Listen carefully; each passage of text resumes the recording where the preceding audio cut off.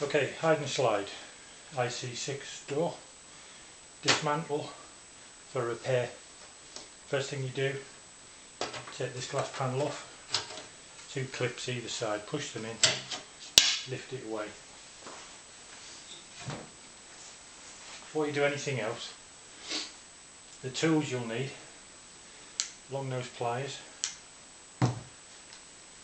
Torx 20 driver. I wouldn't recommend using an electric drill because there's always the risk that you could strip the threads in here because they're only plastic, and if you drop the electric drill on the glass, well, you know what's going to happen. So I would be better off suggesting you use one of these.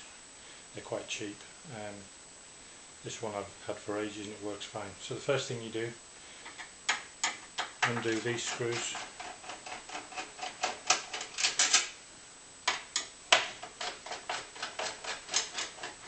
There's 4 of them, quite long.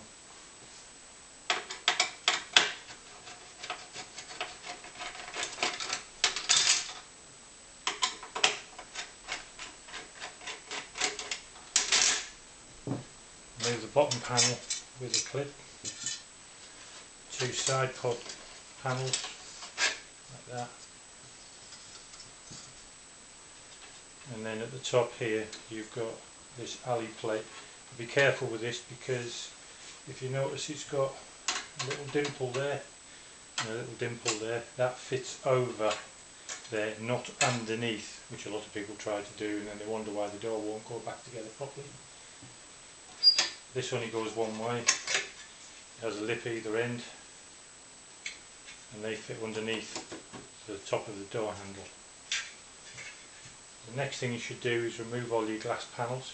There's 1, 2 or 3 depending on what model it is in the range.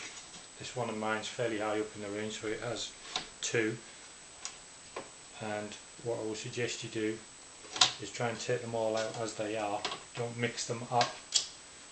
Put them to one side. One of those glass panels has a metallized coating on it, so if you put it in the wrong way around you won't get the metallized reflectivity back in the oven, so you might have issues with temperature and the glass could break.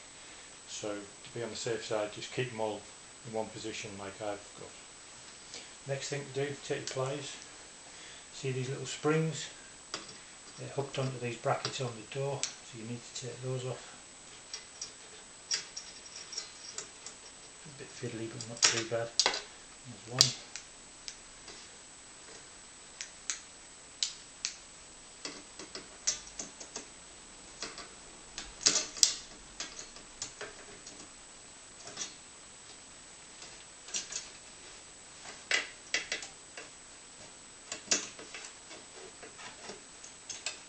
There's the other. Put them to one side because they're very easy to lose.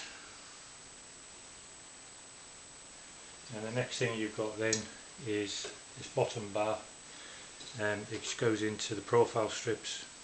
You just need to pull one away. Actually, I'll do it on this side, it's easier. Just pull it away slightly and that rod will lift out. Disconnect the wires.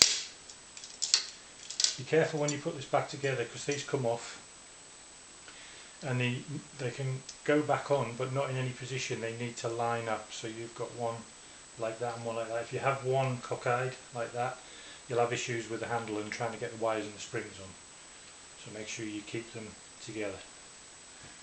Next, the handle, that just pulls away like that with your wires attached. If you have to replace these wires, they come complete with this unit, which is called a bearing. The handle is removable. There's a screw in the back of there and there to take the handle off, so you don't have to order the handle as well. But that unit comes complete with the wires. It's quite expensive as well, but if you get a knackered one of these, you've got to change the whole handle. And you're almost down to the last bit. The only thing you've got left now is the profile strips.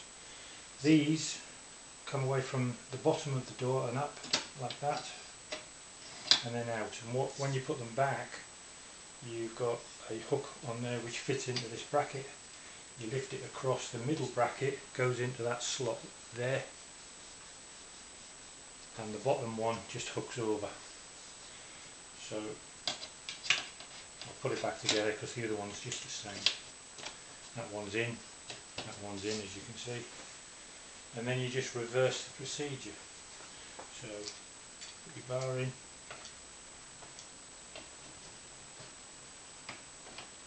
leave that one out till you put your handle back.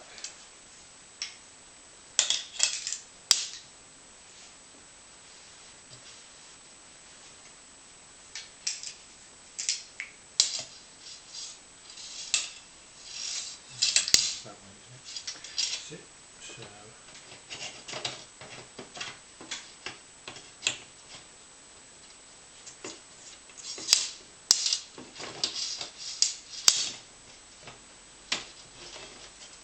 it just slots in there like that.